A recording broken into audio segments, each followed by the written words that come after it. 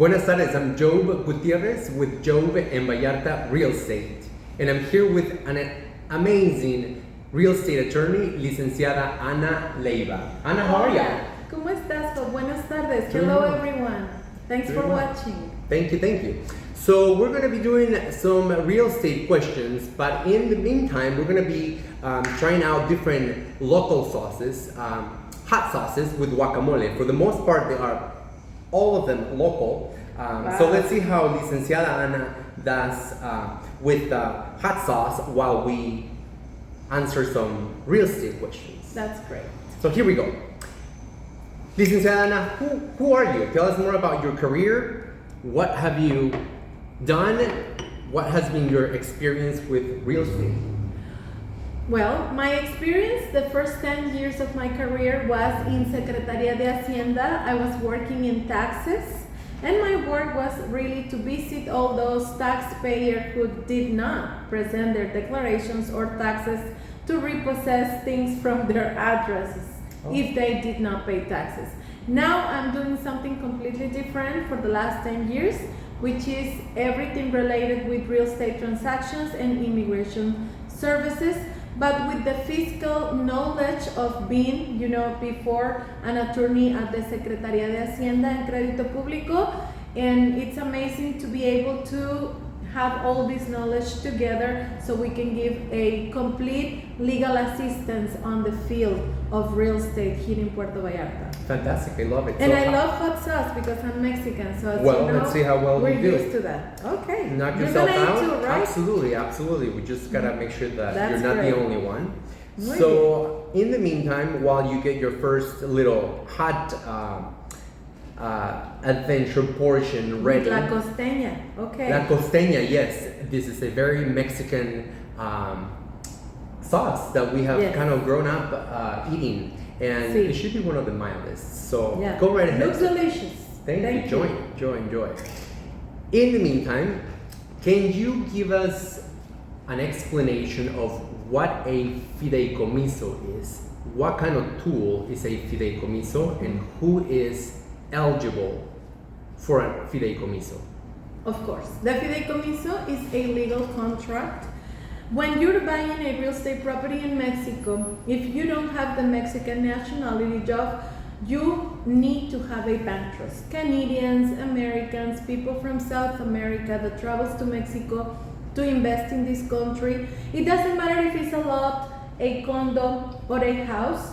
If it's a real estate property, the only way that a foreigner can purchase a real estate property in Mexico is through a fideicomiso contract, signing a public deed in a notary.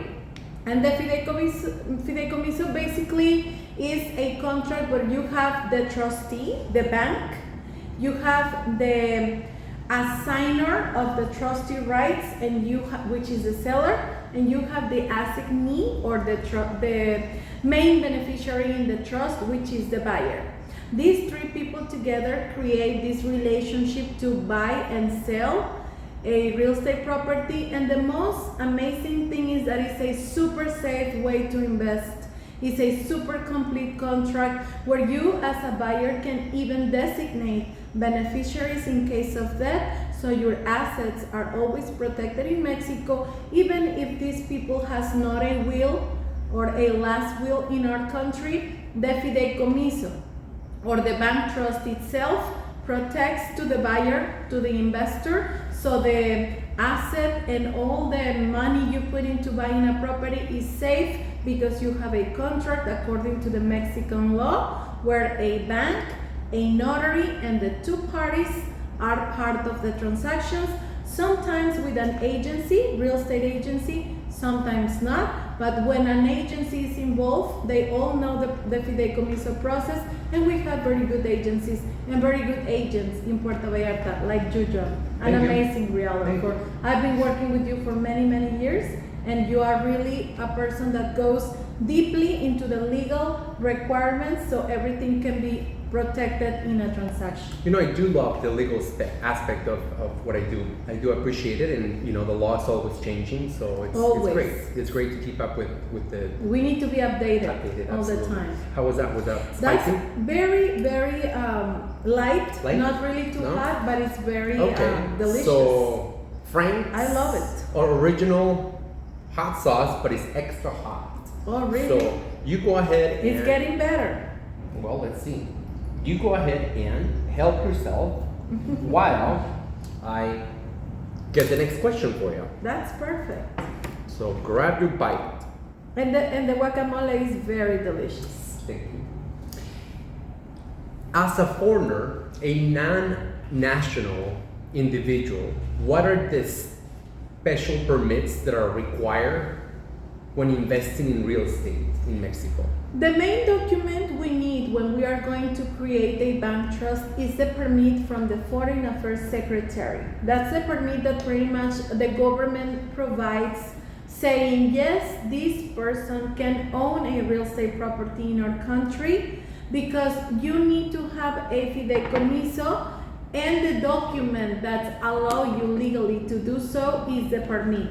We have to request this with the Foreign Affairs Secretary, and it's a part always in the closing cost of every buyer, because you must be familiar with this. The buyer pays the closing cost to have a new deed, and the seller pays capital gains. So the permit is already included in a closing cost that a buyer receives every time that transaction is taking place. The notary provides you that. For a foreigner, for somebody that is not national. For somebody that is not a national. Very good. Correct. Go for it. Let's see how we do with the hot sauce.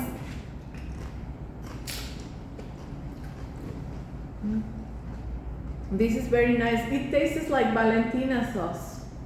Yeah. Very familiar with Valentina in Mexico, right? It's kind of famous. I'm gonna start sweating here. This is really nice. Okay.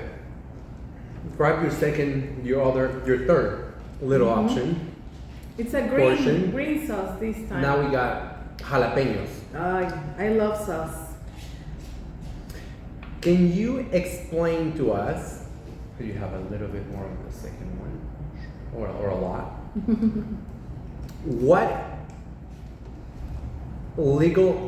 What does a legal advice contain when it comes to a pre-construction development?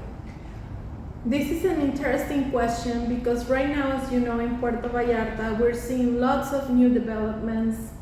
Even if they're corporations or individuals, people is building and building and building. Correct. When somebody is interested... Are you joking? You want to take some water, girl? This was hot. The second one was hot. Take a little bit of water. So when you... Okay, what did you put in the second bottle? It's only framed. No, extra hot. Okay. There you have it. Yeah, okay. So when you are trying to purchase in a pre-sale, you need to understand that sometimes developers need the money from the buyers to finance the project. Okay. When it's a regular buy and sell, we are used to escrow. An escrow account where it can be protecting the buyer and the seller. You know, the escrow is a third party. The money from the buyer is gonna go to the escrow account, and at the closing date, we're gonna sign the disbursement letter, and then the funds will be wired to the seller's account until the deed is signed and the transaction is completed. But when you're buying in a pre-sale transaction, sometimes my clients tell me it's too risky to send the money directly to the seller's account. How can I avoid this risk? How can I be sure that the money is going to be used to really finish the project? How I know that the developer is not going to run away with my money and I'm never going to receive my property and my title? Because one thing is the possession and the other thing is the domain. And I always explain that when you buy in pre-sale, you get a good price. Sometimes the market is too high and you're getting these amazing units in amazing developments in a very special price, because the seller knows that the buyer is giving them all the confidence, giving the money in advance, when maybe the project is only in paper in photos, and they're still working to start with the foundations in a project, and the people has to wait 12 months, maybe 18 months, maybe even 24 months to be able to receive possession. In these kind of transactions, what I have to review as an payments, attorney, right? Also the payments, that is actually, there's payment plans offered by the developer. You don't have to pay the entire property, the entire investment right up front. yeah, you can give 70% ahead, sometimes 30, and save a 10% until the deed is signed, or sometimes you just give 90% ahead. So people get very worried because they tell me what's happening if the seller just go and they do not finish the project. We as a legal department, as a legal office, and them as like you as an agent, we always have to make sure that this doesn't happen, because that's our job, to protect the legal interest of buyers and sellers. So what we do is we will always request legal documents from the owner. We will ask for the deed so they can prove they own the land where the condo or the project is being built. We will ask for a no-lien certificate, super important, so we can know it is a clean title. We will ask for the last property tax payment, just to make sure there's no debts on the property taxes. We will also request the feasibility from CIAPAL, the water department, feasibility from the electricity company, CFE, and we're gonna also request any power of attorney or legal document from the company if it's a corporation, or if it's an individual, the tax ID number to make sure the company or the individual is paying taxes, their proof of address, their identifications, so we can make sure they are legally established, and also very importantly, the permits and the construction license, so we can know everything is in order before signing any contract and before the buyers making any payments, so we can protect their legal rights as investors. Fantastic. Very good. Very good. Try it out. Check it out and see how your next little salsa encounter is. My favorite was, I think, the second Frank one. one. Frank one. Very the good original one. And let So me now we try, got- let we me got try the green one. Jalapeno one. I'm a little bit ahead on your game. So while you try that, can you explain to us Very nice. why is it good to, or recommended to, change your immigration status? You don't need it to actually invest, but why is it recommended for somebody, for a foreigner? Okay, we're gonna start by saying we have 3 migratory conditions. We have the visitor status or tourist, we have the temporary residency, and we have the permanent residency. A visitor or tourist can come and go as they wish for tourism, and they are allowed to stay a maximum period of 180 days. That's it, you have to go back. If you want to re-enter to Mexico, you need to get another migratory form to come again. But when you want to buy a property here, or maybe you want to spend more time in Mexico, you want to retire, buy a home here, stay more time in Mexico, it's important you consider the possibility to change your migratory condition from visitor or tourist to temporary or permanent. Right now, if you're interested in doing that, the first thing you need to do is to apply in a Mexican consulate. You have to go to an interview, provide documentation to prove your income, such 12 months of bank statements, a proof of address. You need to pay for a visa that is approximately 48 to 50 US dollars. You can also show any legal document. If you already own a real estate property in Vallarta, for example, you can show the deed, the title. If you are in a transaction that still hasn't closed yet, you can show escrow payments or wire transfers to the seller's account, or even a private sales purchase agreement or an offer contract that has been accepted. You can show all that, because that's also count for the consulate as an investment or as an income, money, as an asset that you have invested in our country. Most likely you will get the permanent if you can have enough money in your bank account, if it's a stable account where you can show regular balance every month. And the most important thing, be super honest and open in the interview, and really express to the consul why do you want to spend more time in Mexico, why do you love Mexico, why do you love Mexican food, or if your family wants to invest in Mexico, why is Mexico important for you? If you're honest and open, and if you can prove all these legal documents in the interview, you will get an authorization for temporary or permanent, and then you finish your paperwork here. In my office, we can also help you with that. The immigration office is right here in going to the airport, something, in where the harbor master is located, right in front. And we have also another office in Nuevo Vallarta at the business center, if the address is in Nayarit, Sayulita, San Pancho, Bucerias, or any other place in Nayarit.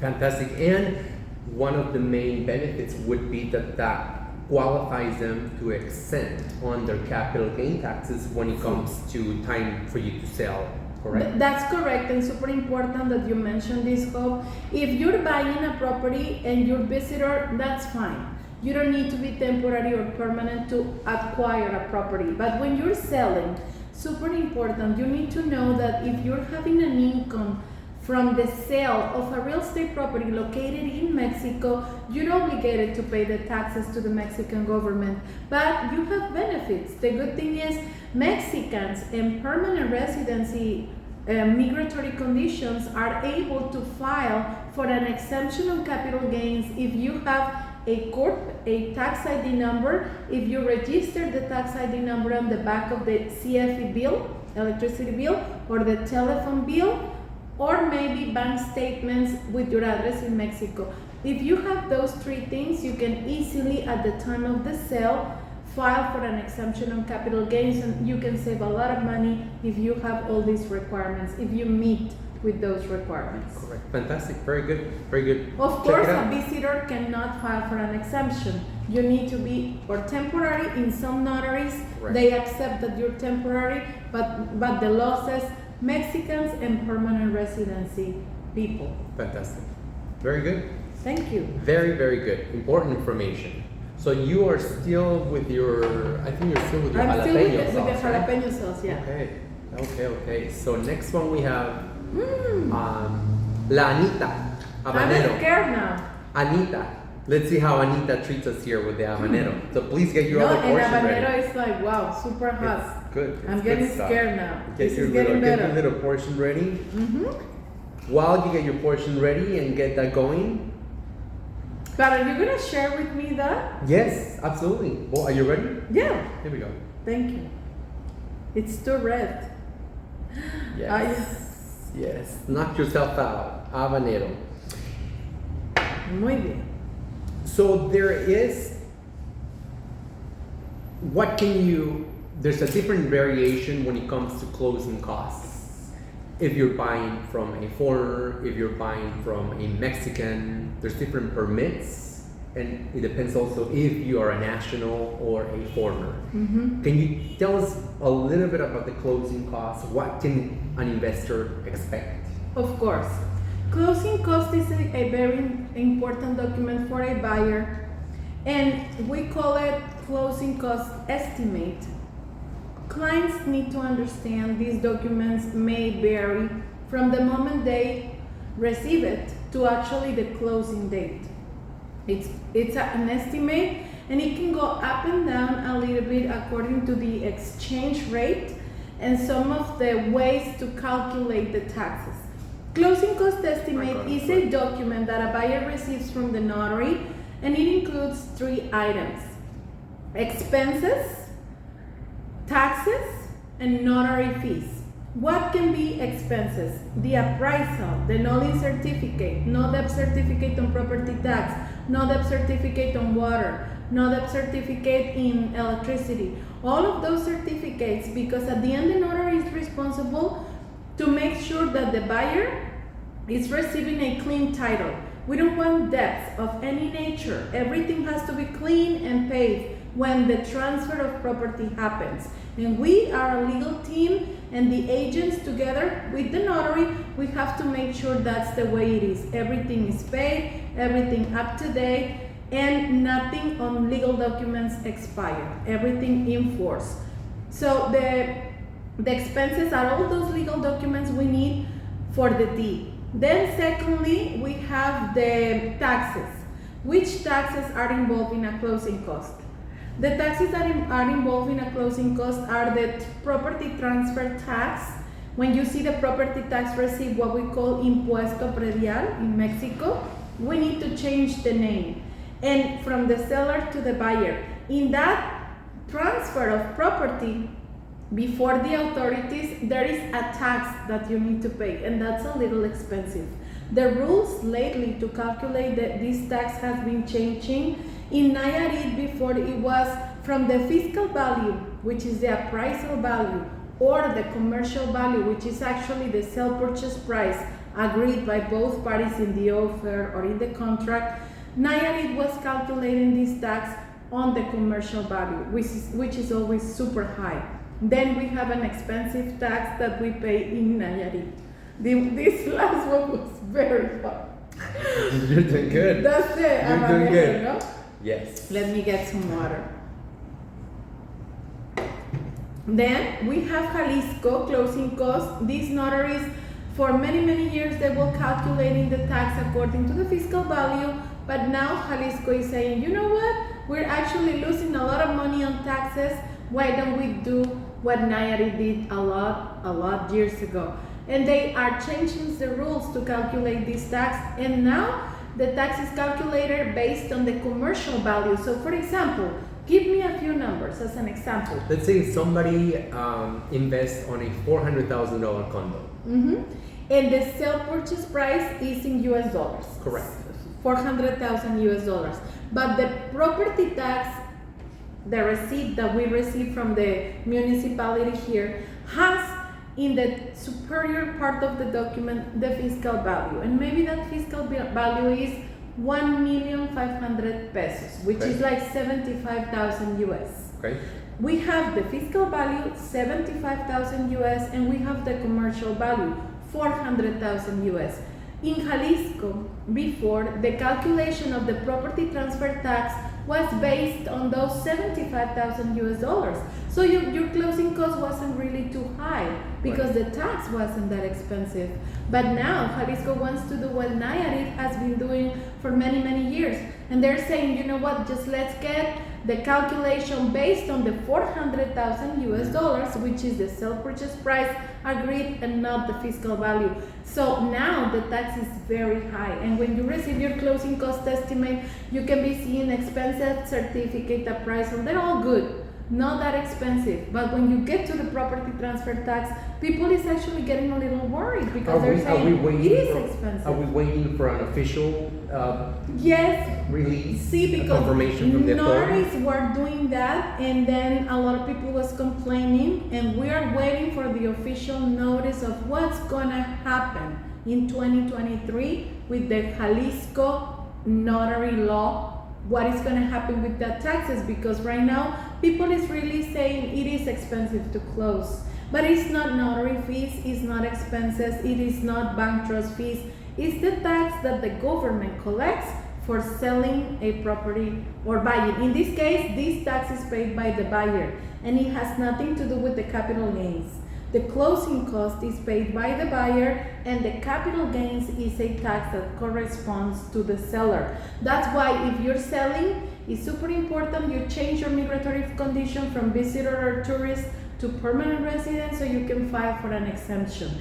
But the buyer, it doesn't matter your condition. If you're tourist, if you're permanent, if you're temporary, you still have to pay your closing costs, and your closing costs will include taxes, expenses, and notary fees, no matter what condition you are.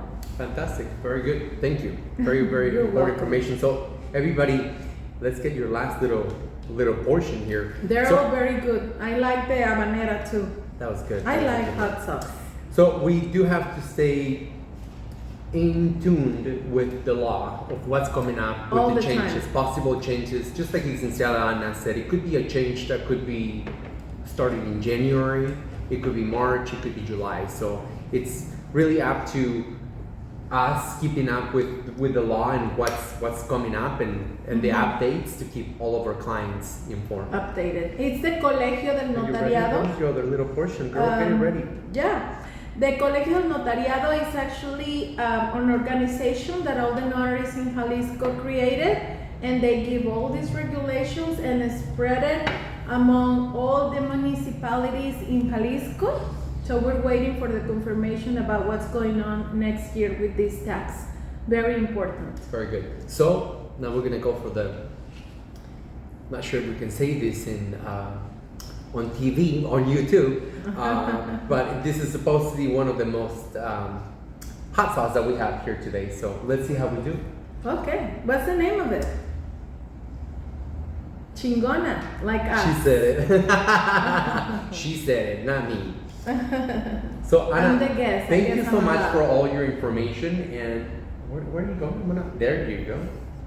I was just like, No, you're gonna get a good portion. That is like the last one. I felt. That is the last You know one. how I felt? Like this hot sauce is the taxes, and you're the government, and I'm the buyer here. Oh my God. Well, Lots of let's see how we taxes. do. Let's see how we do. Okay. And while you try your last I'm portion, filing an exemption. See, getting rid of taking a little bit of the some hot tax. sauce off. Well, thank you so much for the very, very important information on investing in real estate, especially as a foreigner. And tell us, Licenciada Ana, where can we find you? What is coming up? What projects and what services can we help you? Can we ask you to help us with? Thank you so much, JOB. I'm actually located very close to Costco. I guess everybody in Puerto Vallarta know where Costco is. In La Comer. Across the street, it's a bank, and I'm right next to it in a plaza. Plaza Gaviotas. I'm in local 3. It's Avenida Los Tules, 168, Jardines Vallarta in Puerto Vallarta. Watch out, because if you look in Google Maps, there's 2 streets with the same name. We're not in Plaza Caracol. We're right next to the bank that is across the street from La Comer and Costco. Our name is Ana Leyva, Real Estate Attorney and Immigration Services. If you need to buy or sell, or if you want to change your migratory condition, we're here to help you. Also, we know about condo regime, assemblies, legal documents that you need, like will, apostilles, translations, anything you need, you can find us here. My cell phone number, 322-1178-945. Thank you so much, Ana. And we're gonna Thank be you. putting your information. Please don't No, think I'm that not- you're I'm gonna paying my escape from that taxes. little nice portion. We're gonna be putting our information at the end of this video, and that really got me. Thank you so much for watching. This is JOB Gutierrez with JOB Vallarta Real Estate and Licenciada Ana Leyva. Thanks for inviting me, JOB. That's Pleasure. delicious, actually. Great, right? Thank you. Thank you. Talk to you soon. Gracias.